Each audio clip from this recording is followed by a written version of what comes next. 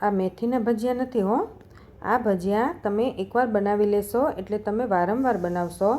ઉપરથી ક્રિસ્પી અને અંદરથી એકદમ સોફ્ટ એવા, અને ટેસ્ટમાં તો એની વાત જ શું કરવાની, એટલા સરસ બને છે। તો ચાલો કેવી રીતે બનાવવા એ જોઈ લઈએ। તો એના માટે આપણે એક બાઉલમાં પાલક લેવાની છે। અહીંયા મેં 1 કપ જેટલી પાલકને સારી રીતે ધોઈને એકદમ ઝીણી સમારી લીધી છે। તો હવે આપણે તેને એક બાઉલમાં એડ કરી દઈએ।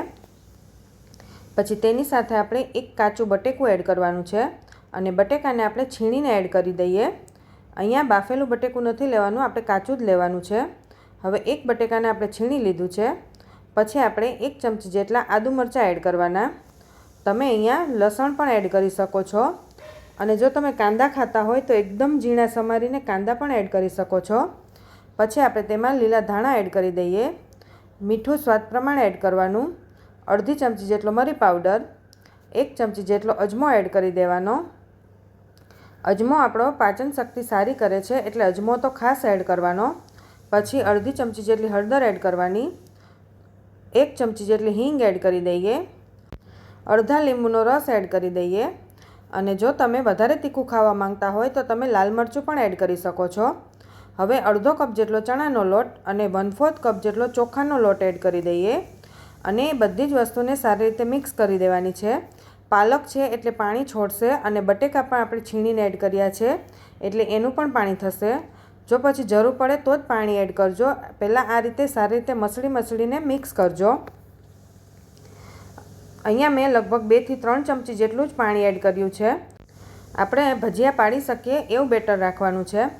પછી આપણે તેલ ગરમ મૂકી દેવાનું, અને તેલ ગરમ થાય ત્યાં સુધી આપણે તેને સાઈડમાં રાખીએ, અને પછી તેમાં થોડો એવો બેકિંગ સોડા અથવા ઈનો એડ કરવાનો, અને 2 ચમચી જેટલું ગરમ તેલ એડ કરી દેવાનું। હવે આ રીતે ગરમ તેલ એડ કરવાથી ભજીયા આપણા અંદરથી પણ એકદમ સોફ્ટ થશે। અને બેકિંગ સોડા એડ કર્યા પછી સારી રીતે પહેલાં મિક્સ કરી દેવાનું, જેથી ભજીયા આપણા એકદમ સરસ અંદરથી પણ જાળીવાળા બને। હવે આ રીતે આપણે નાના નાના ભજીયા બનાવી લઈએ, અને ભજીયાની ફ્લેમ સ્લો ટુ મીડિયમ રાખવાની છે। એકદમ સ્લો પણ નથી રાખવાની અને એકદમ હાઈ પણ નથી રાખવાની। અને તેલ જ્યારે ભજીયા બનાવો ત્યારે તેલ એકદમ સરસ ગરમ હોવું જોઈએ। હવે આ રીતે આપણે થોડા ગોલ્ડન બ્રાઉન રંગના થાય ત્યાં સુધી આપણે તેને તળી લઈએ। આ ભજીયા વરસાદમાં ખાવાની ખૂબ જ મજા આવે છે। તો ભજીયા આપણા તળાઈ ગયા છે, તો આપણે હવે તેને સાઈડમાં કાઢી લઈએ, અને આ જ રીતે આપણે બીજા ભજીયા પણ બનાવી લઈએ, અને તેને આપણે મીઠી ચટણી સાથે સર્વ કરી દઈએ। તમે ગ્રીન ચટણી સાથે પણ સર્વ કરી શકો છો। હવે આ રીતે બનેલા ભજીયા તમે પણ એકવાર જરૂરથી ટ્રાય કરજો, ખરેખર ટેસ્ટમાં ખૂબ જ સરસ લાગે છે। અને આપણે એક તોડીને જોઈએ તો અંદરથી પણ એકદમ સોફ્ટ અને ઉપરથી મસ્ત ક્રિસ્પી બન્યા છે, અને ટેસ્ટમાં તો ખૂબ જ સરસ લાગે છે। તો તમે પણ ઘરે જરૂરથી ટ્રાય કરજો।